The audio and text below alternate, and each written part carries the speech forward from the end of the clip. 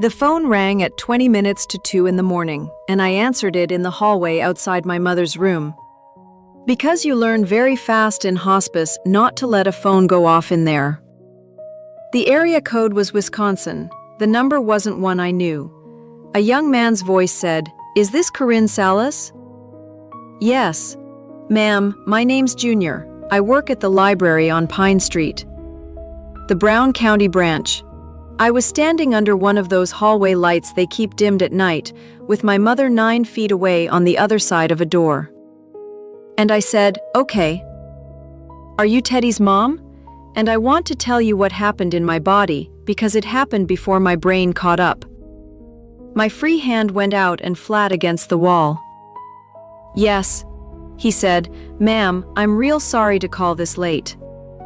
I've been trying to figure out what to do since Tuesday." Since Tuesday. He's been here every day when we open, and he stays till we close. He's been here Monday, Tuesday, Wednesday, Thursday. Today's 4 days I've counted. And today he asked me if the library was open on Sunday, and I said no, and The young man stopped. "He what?" "He got real quiet, ma'am. And I asked him who picks him up, and he said he walks. And I asked him what he's doing for supper, and he said he's got it handled." I looked at my mother's door. "How old do you think he is?" Junior said. "Because I think he's about 8, and I think he's been by himself. And I've been thinking that for 3 days, and I didn't call anybody. And I'm calling you now." 40 minutes later, I was on the phone with my son. And before he said hello, before he said anything else at all, he said 6 words to me. 6 words. I have never repeated them out loud to another human being. Not to the county. Not to my lawyer. Not to my mother's priest, who asked. I'm going to say them in about 40 minutes, because I think you have to earn them. And so do I. Before I tell you what my son said, and what my husband did at 7:52 on a Monday morning from an airport gate, tell me what time it is where you are, and what town you're watching from. I want to see how far this one travels. Here's what I need you to understand about that night before anything else. My mother was dying. Not a figure of speech. Alma Salas, 78, in a hospice house in Tulsa, Oklahoma. And I had been sitting beside her for 8 days. The nurse that night was named Renata, and she had told me at 9 o'clock, in the doorway, in the exact careful phrasing they use. I would not leave the building tonight if it were my mother. I know that phrasing. I know it better than almost anybody in this country knows it. I'll explain why in a minute. So when I hung up with Junior at 10 minutes to 2 in the morning, I was standing in a hallway holding a choice. And I want to be very precise about it, because people have tried to be gentle with me about it since, and I don't want that. The choice was not, should I go? The choice was, my mother has hours, and my son has been alone for 6 days, and I can only be in one place, and I am going to have to live inside whichever one I pick for the rest of my life. I booked a 6:05 out of Tulsa. I sat with her from 2 until 4:15. I told her where I was going and why. I do not know if she heard me. Her eyes were open some of that time, and open is not the same as here. At 4:15, I kissed her forehead and I said, "Ya vengo, mama," which means, "I'm coming right back," and which was a lie, and which is the last thing I ever said to my mother. She died at 7:20 in the morning. I was somewhere over Missouri. I'm a medical interpreter, Spanish, 16 years, the last 9 at a hospital system in Green Bay, Wisconsin. Which surprises people until you tell them how many Spanish speakers work the dairy operations in that part of the state. People think the job is vocabulary. It isn't. Vocabulary is the entry fee. The job is a rule, and the rule is this.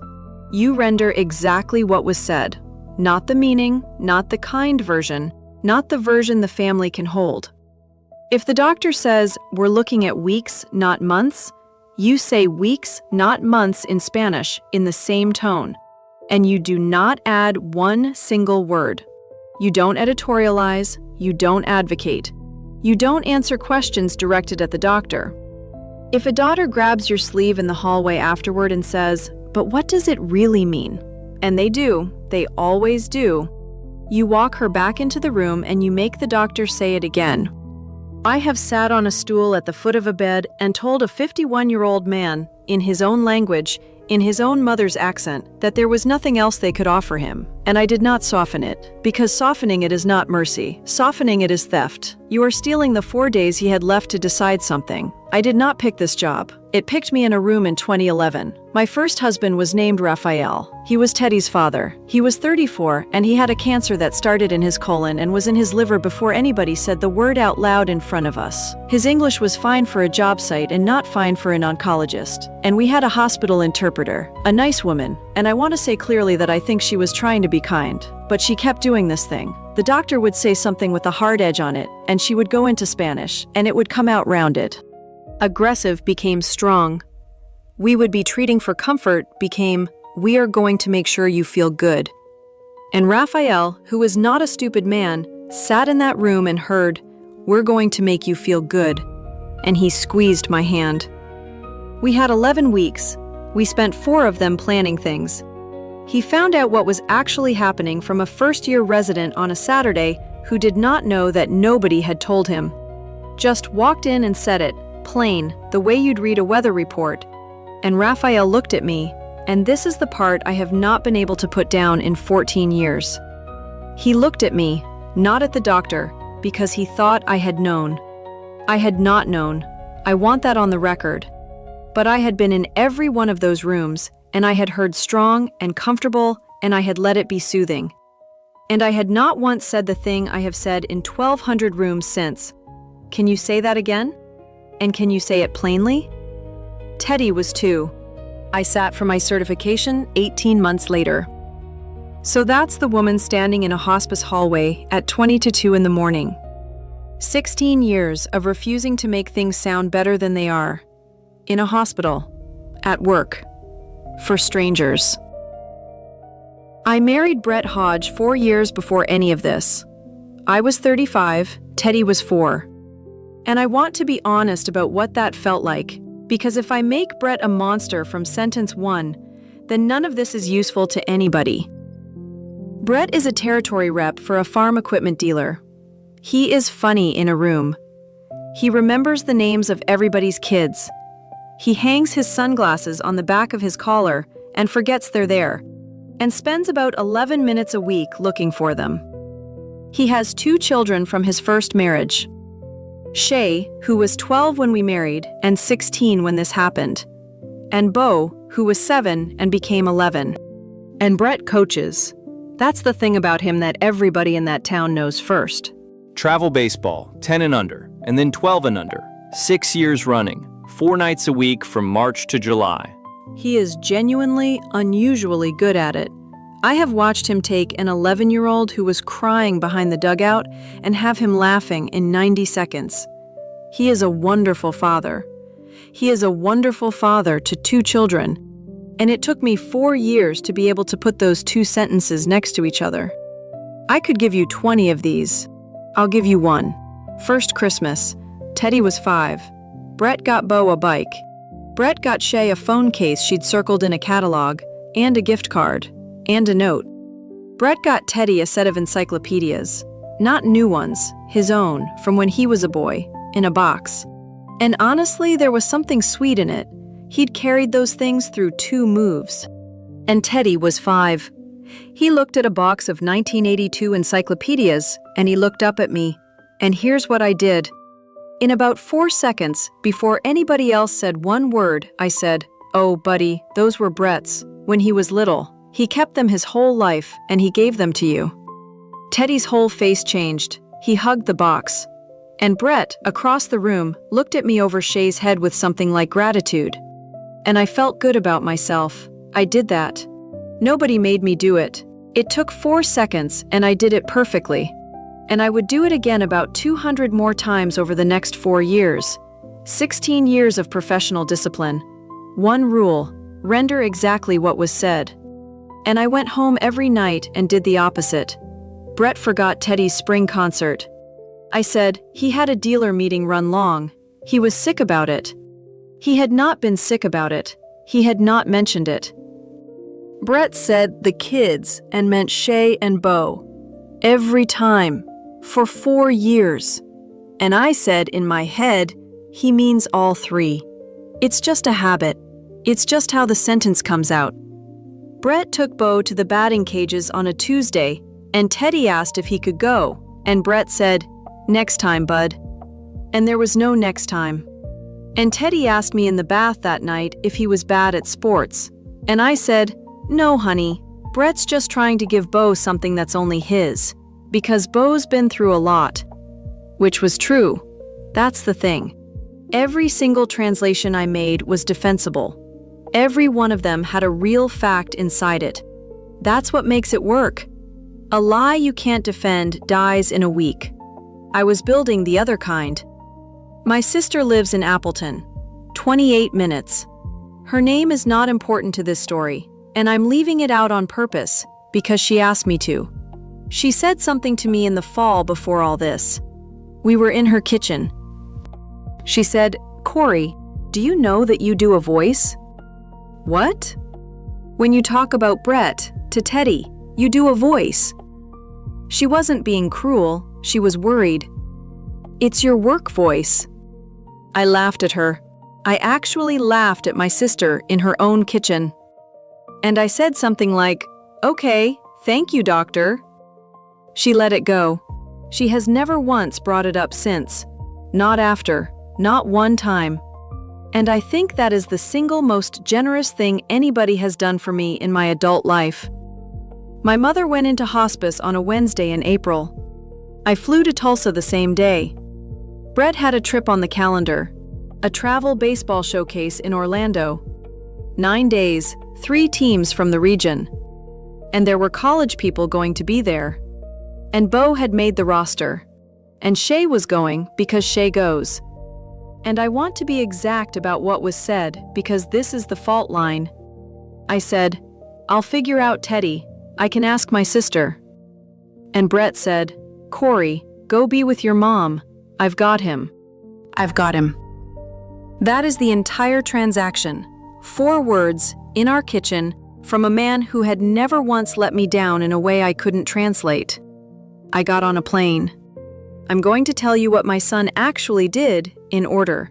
And I'm going to do it the way I do it at work, which means I am not going to make it sound better than it was. Saturday. Brett and his 2 kids left for Orlando at 6 in the morning. Teddy was asleep. Brett left $300 in cash on the counter, a page of instructions, and the food that was in the house. He did not tell Teddy he was leaving for 9 days. He told him a few days. Sunday. Teddy stayed in the house. He watched television. He ate. Monday. School was in session. Teddy did not go. He did not go because at 7:52 that morning, somebody called the attendance line and reported him out for the week. Family travel. I'll come back to that. Monday, he found the library. It's 1.1 miles. He walked it. He has walked it with me maybe 40 times. Tuesday, Wednesday, Thursday, open to close. 9:30 in the morning to 8 at night. He picked the 2nd floor. The corner by the Atlases, because there's a window there that gets sun in the afternoon, and because, and he told me this later, matter-of-factly, like a man explaining a business decision, nobody goes in the Atlases. He took his backpack. He took a book he'd already read, because he thought if you were sitting there without a book, somebody would ask questions. 8 years old, he rationed the $300. When I got home, there was $241 of it left, folded, inside a sock, inside his backpack. He bought food at the gas station on the corner of Pine because it was on the way and it was open when the library wasn't. Hot dogs off the roller, chips. Those are the receipts. He kept the receipts. My son kept the receipts in the sock with the money, and when I asked him why, he said, "So you'd know I didn't waste it." Junior Bello is 19. He was a page at that branch. Shelving, that's the whole job. $11 an hour. He wears a hoodie under his library polo because the 2nd floor is cold, and the supervisor has stopped mentioning it. He noticed Teddy on Tuesday, Second day. He noticed again Wednesday, and on Wednesday he thought, that's a school day. And on Thursday he brought half his own lunch up to the Atlases and set it down on the table and said, "You want this? I'm not gonna eat it," and walked away before Teddy could answer, because he was 19 and he did not know how to do it any other way. Teddy ate it, and Junior did not call anybody for 3 days. I asked him about it. In June, I drove to that library specifically to ask him, and I asked him straight because I wanted to know, and because I thought he deserved a straight question from an adult. He said, I kept thinking, what if I'm wrong? He said, I thought maybe he's got a mom who works nights. I thought maybe I call somebody and they take him out of his house over nothing, and it's my fault. He said, I'm 19, I shelve books. And then he said the thing I have carried since. I kept waiting for somebody older to notice him too. I landed in Green Bay at 11:40 on Friday morning. My sister had Teddy. She'd had him since 4 in the morning. I went to my own house first, alone. I don't fully know why. I think I needed to see it before I saw him. The place was clean. That was the worst of it. And I've heard other people say the same thing about other kinds of disasters, and it's true. He'd done dishes. Not well. Kid clean. There was a bowl in the drainer with cereal glued to the inside of it. There was a kitchen chair pulled over to the counter, under the cabinet where we keep the cereal. And it was still there. And it had been there for 6 days. Because there was nobody to move it. The tap in our kitchen runs hot on the cold side. It always has. I have said, I'll get somebody out here, about that tap, for 4 years. Every night for 6 nights, my 8-year-old washed his own dishes in water that was too hot for him. And I know that because there is a red plastic cup by the sink that he had been using to run the cold from the bathroom. He carried water from the bathroom. That's the detail. If you take one thing out of this, take that one. He solved it. He engineered a solution. He was pleased with it. When he showed me later, he was pleased. Brett's plan was Monday, and I found it on Saturday. It's not detective work.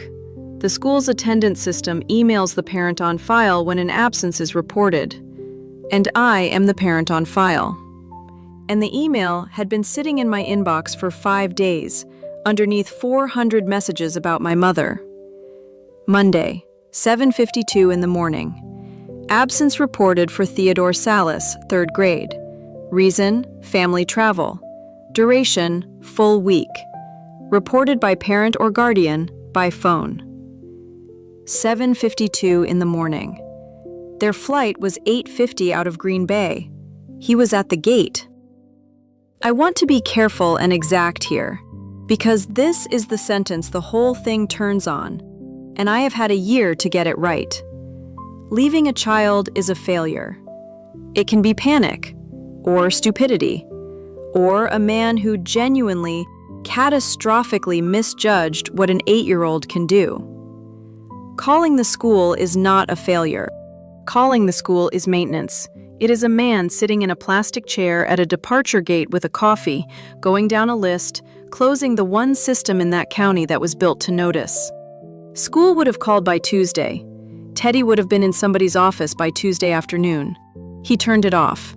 At 7:52. And then he got on a plane, and he took his son to a showcase.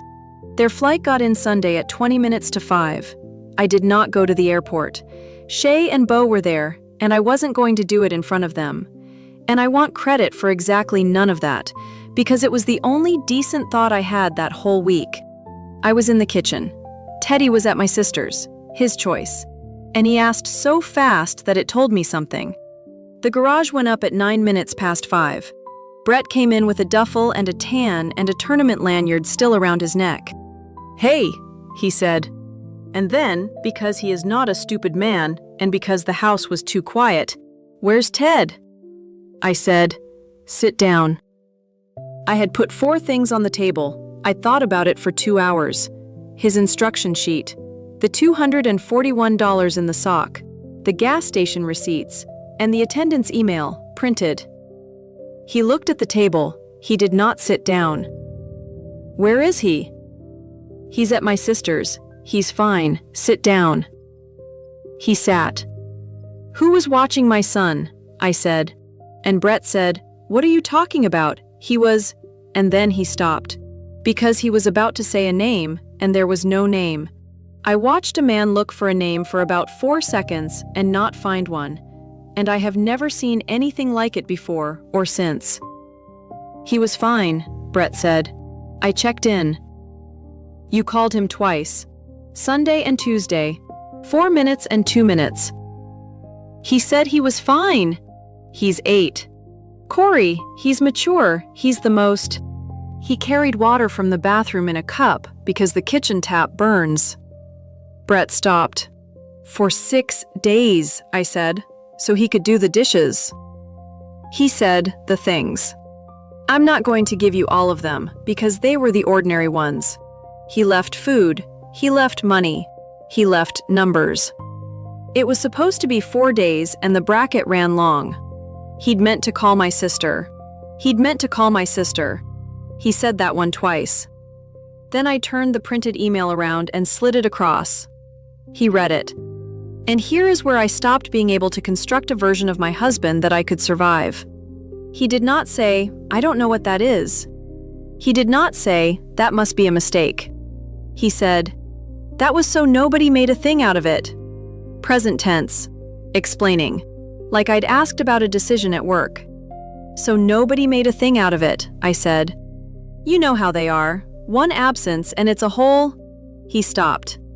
He heard it about a half second after I did. Nobody said anything for a while. Then Brett said, "Where's Teddy sleeping tonight?" And I said, "Not here." He came back Tuesday night to get more clothes, and he was different. Not sorry yet. Ready. He had thought about it for 2 days. And my husband is a man who is very good in a room, and he'd built something, and I am going to give it to you complete, without one word trimmed, because if I cut it, I'm doing to you what that interpreter did to Raphael. He stood in the kitchen with a duffel bag in his hand, and he said, "Can I say a thing? And then I'll go." I have been that kid's dad for 4 years. 4 years, and you have never once let me be. Every single time I got it wrong, you were there in about 9 seconds with a translation. Every time. Brett's tired. Brett had a long week. Brett didn't mean it like that. Brett's just trying to give Bo something that's only his. You know what I never had to do, Corey?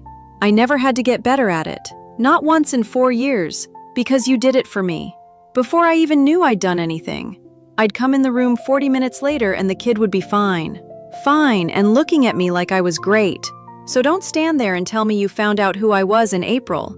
You have been covering for me since about our 4th date, and we both know why. I said, "Say it then." And he said, "Because you did not want to be alone again." He was right. I want to be extremely clear about that. Because you are going to want me to have an answer. And I have had 13 months, and I don't have one. He was right about the 4 years. He was right about the 9 seconds. He was right that I built a version of him and handed it to my son every single day, and that a man who is never corrected does not correct himself. And he was right about the last part, too. I was 35 with a 4-year-old and a dead husband, and I did not want to be alone again. And I have never been able to find the place where that stops being an explanation and starts being an excuse. Because I don't think there is one. I think it's a slope, and I think I was on it the whole time. Nobody rebutted him. Not my sister, not my lawyer, not me. There is a version of this story where somebody walks in at that exact moment and demolishes him. And I have imagined it. And it is a much better story than the one I have. What actually happened is, he said the truest thing anybody said in the whole 13 months. And he said it in my kitchen with a duffel bag in his hand. And it stayed true. And it did not make what he did smaller. Not by 1 ounce. That's the part nobody prepares you for. You can be completely correct about somebody and still have done the thing you did. Those two facts do not touch each other. They just both sit there. Shay is 16. Bo is 11. They did not know. Their father told them Teddy was staying with my sister for the week. And Bo, who is 11 and who worships Teddy in the specific way an 11-year-old worships an 8-year-old who thinks he's funny, Bo asked twice on that trip why Teddy hadn't come. Shay found out on the Sunday night. She'd been in her room maybe 40 minutes. She came downstairs and stood in the kitchen doorway and said, "Corey, was Teddy here by himself?" I said yes, and Shay said, "The whole time?" And I said yes. She did not cry. 16-year-olds mostly don't, in front of you. She stood there and worked something out, and then she said, "He told us he didn't want to come." I didn't answer that. She said, "He told us on the plane." Bo is the one I think about. 2 weeks later, at my sister's, the kids came over. Bo brought Teddy a lanyard from the tournament, one of the participant ones, not even a prize. And he'd clearly decided on the way that this was a thing he could do. He held it out and said, "Here, it's not like anything." And Teddy took it and put it on, immediately, over his shirt, and wore it for the rest of the afternoon. And Bo watched him do that, and his face came apart. 11 years old, in my sister's dining room. And Teddy, I want you to understand, my son had been alone for 6 days and buried his grandmother the week before. My son looked at Bo and said, "It's okay, you didn't know." That's the whole child. That's every single thing about him in 5 words. And it is exactly the thing that is going to make his life harder than it needs to be. And I do not know how to fix it, and I'm not sure I should try. All right. Junior called me at 20 to 2 in the morning. I called my sister. She was in the car by 2. She got Teddy at 20 past 2. And at 25 past 2, she video called me from her front seat and handed him the phone.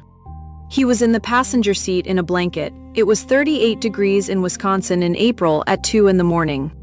And before I said a word, before he said hi, before anything, my son said, "Is it okay that I called?" He hadn't called, that's the thing. He hadn't called me, Junior called me. Teddy gave a 19-year-old library page my phone number. And in 6 days, that is the only thing he did that even resembled asking for help. And he was checking whether it was allowed. 6 words. I said, "Baby, yes, always, every time, yes." And he said, "Okay," and then he asked me how Grandma was. The county investigated. Of course they did. Junior called them Friday morning, too, which he had not told me, and which I found out from the caseworker, and which I am grateful for. I was interviewed twice. The second one is the one that mattered. A woman named Ott, mid-40s, a legal pad, no theatrics. She asked me the ordinary questions and I answered them plainly, which is the only thing I actually know how to do. Then she asked, "Would you describe Teddy as unusually independent for his age?" And I knew what that question was. I have been on the other side of that question in 1,100 rooms. That question is a door, and Brett's lawyer had asked him to hold it open. Teddy is independent. He makes his own lunch. He rations money. He carried water in a cup. But that is not what she was asking. She was asking whether it was reasonable. I said, "He's capable. He's 8. That's all. 4 words and 3 words. I did not make Brett worse. I have never once in 13 months said one thing about Brett that was not exactly true. I just stopped making him better. After 4 years. In a county office, with a legal pad in front of me. And I want you to know that it was the hardest professional discipline of my life to apply to my own kitchen table. And I had to lose a week of my son's life to learn it. I need to do this part, and then we can go on. My mother died at 7:20 on Friday morning. I was somewhere over Missouri with my phone in airplane mode. I found out at 10 past 11, standing on the jet bridge in Green Bay, from my cousin. I have been asked, kindly by people who love me, whether I regret getting on that plane. No. I want to be as clear as I have ever been about anything. No. I would get on it again. I would get on it faster. There is not one cell in my body that is confused about it. And I did not get to be there. Both of those are true, and they do not resolve. They will not resolve.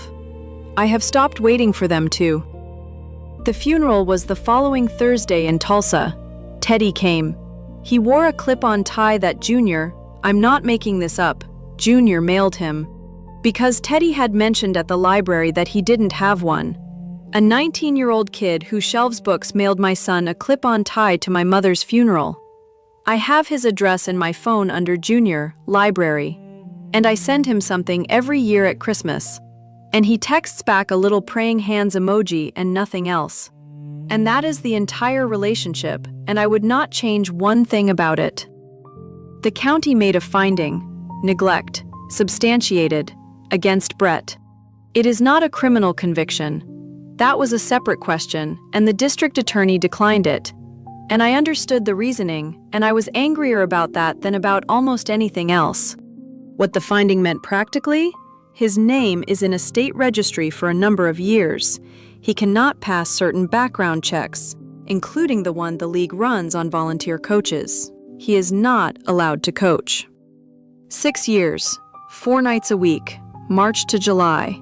That's what actually happened to Brett Hodge. Not a courtroom, a background check. I did not do that. I want to say that plainly, because he has said otherwise to people in that town. I filed nothing. I asked for nothing. A checkbox on a form did that. Brett lives in an apartment on the east side. He kept his job. He sees Shay and Bo on the same schedule he always had. He goes to a group on Wednesdays. I know because Shay told me. And Shay only told me because I did not ask. He wrote Teddy a letter in August. I put it on the counter and told Teddy he did not have to read it, ever, and that it would be there. It sat for 11 days. Then it wasn't on the counter anymore, and I have never asked. Junior is at the university in Green Bay now, studying something in health. He told me, and I forgot. And I asked again, and I forgot again.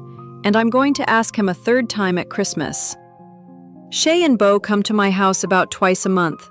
That was Shay's doing entirely. She showed up in July with Bo and a package of hamburger buns and said, "We're staying for supper," and did not make it a question. They are not my children, and I am not their mother, and we have a thing anyway. It doesn't have a name. It doesn't need one. And me. I still interpret. Same hospital, same rule. I stopped for 6 weeks in the summer because I could not sit in a room and say a hard thing plainly to a stranger while I was doing what I was doing at home. That is not a metaphor. I physically could not make the words come out. My supervisor gave me the 6 weeks and never once asked me why. And that woman will never buy her own lunch again as long as I am employed there. 3 things I did. 1. For 4 years I ran a translation service out of my own kitchen, and my son was the only customer. And the product was a better version of a man than the one who lived there. Brett named it exactly, and I have not been able to improve on his wording. 2. My sister told me in her kitchen in October in one sentence, "You do a voice," and I laughed at her. I had the information. Somebody who loves me handed it to me for free, 6 months early, and I laughed. And Teddy sat in the atlases. 3. This is the one I don't say out loud much. When Junior said, "I kept waiting for somebody older to notice him too," I have thought about that sentence probably 400 times. And the reason is not that it's an indictment of the world. It's that I am somebody older. And I did not notice him either. Not from Tulsa. From the 4 years before Tulsa. From the encyclopedias. A 19-year-old who shelves books noticed my son in 2 days. It took me 4 years and a phone call at 20 to 2 in the morning. There's one more thing, and then I'll ask you something. In September, Teddy and I were in the car in the lot behind the library. He'd gone in to return something. He came out and got in and put his seatbelt on and did not say anything for about a mile.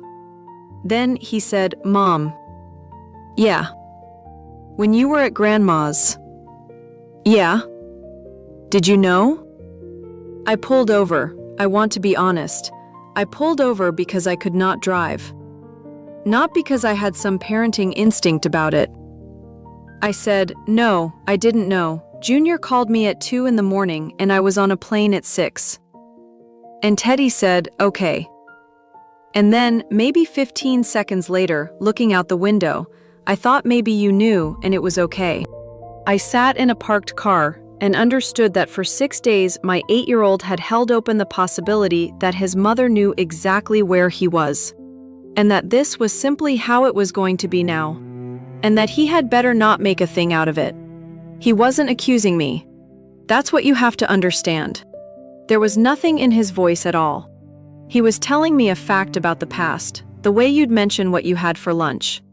And every instinct I have, 16 years of them, 4 years of them, every single one came up at once with something to say. Oh honey, no. You know I would never. Brett didn't mean. And I did not say any of it. I said, that must have been really lonely. That's it. That's what I had. 6 words for his 6 words. And no softener anywhere in it. And I did not explain one single person to him. And my son said, yeah. And then he said, can we get the drive-through?